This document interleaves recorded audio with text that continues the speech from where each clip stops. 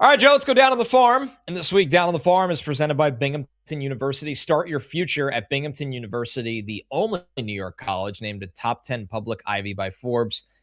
We'll go early in the mailbag for this one. A lot of letters from this user. FGD. If you're watching, you can see the rest. They just kind of scrambled the keyboard, but they asked a question, more importantly, that made the show. So nicely done. Put way more thought into the 5-star review question than the username, which is really all that we care about. Here's my question about Carson Benge possibly being ready for center field on opening day. He did great at single A and double A, but ran into a wall at triple A. What about his performance at triple A suggests he is MLB ready? Seems like he needs time at triple A to put triple A behind him, as Terry Collins used to say. What am I missing?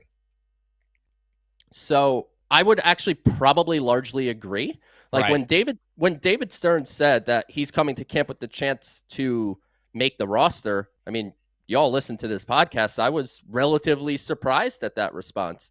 With that said, to try to get in the brain of what the Mets could be thinking when it comes to Carson Benge and maybe being an option for opening day, at AAA, he got injured, wrist, hand, and when he came back, it took a little bit for him to get back into the rhythm of things.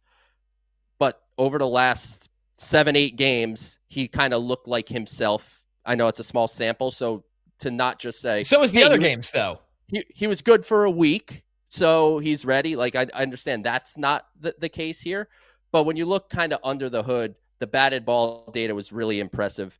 Exit velocities, ability to barrel the ball, the swing decisions that he made. Like, it's small sample sizes, but Carson Benge, whether it is opening day or not opening day, I think he's coming to camp with the opportunity to compete. And if he has a great spring training, he can make the roster on opening day. And don't we kind of miss those old school competitions a little bit, Connor? Like spring training has now become just everyone's just getting ready to play their season.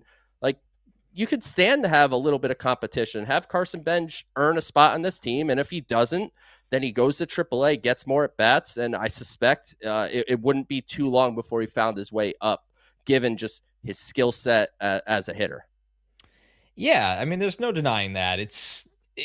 The Mets have been kind of more conservative in these scenarios. And even when you go back to like when Pete Alonso in 2019 made the team, I remember it was a really, really big deal. And they're like, are they really going to start the year out with Pete and start his clock and all of that? And, you know, obviously Pete hit in Vegas, who was the Mets AAA team at the time. But you would hit in Vegas, Connor. I was gonna say that I'll never forget the stats from that ballpark. And I saw your swing at Mets House. And my baseball days are long behind me. There's a reason that I pivoted to lacrosse as I got older. And also the fact, like, once you start golfing, it's just I could never think of swinging a baseball bat ever again. It's just broken forever. He only played 67 games in AAA. And he was good, but like you said, Joe, everybody hit in Vegas. And just based on batting average, he obviously hit for a lot of power, but Pete hit 260 in AAA. And nobody that spring was like, well, he only hit 260 in 67 AAA games. And Benge is obviously much different in terms of the prospect profile and everything with that. But like you said, Joe, sometimes it's good to, and you can't, everybody, and they're right, criticizes Stearns for being way, way too safe with getting guys up here.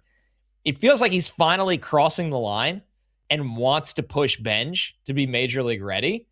And if it doesn't work out, then they'll send him down.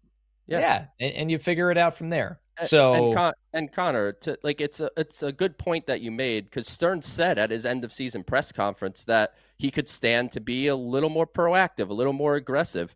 Like he knows after last year. Yeah, it's not even. I don't even think it's an argument. But if the Mets called up one of Noel McLean or Brandon Sproat or whatever a couple weeks earlier, the Mets are in the playoffs. So I think he learned a lesson, and I don't want him to go too extreme the other way necessarily. Ryan Clifford, welcome to the Mets on opening day. Sorry, AJ Ewing, you're out there. Jet Williams, AJ Ewing platoon in center field. Sign me up. My New Year's resolution, extreme mode.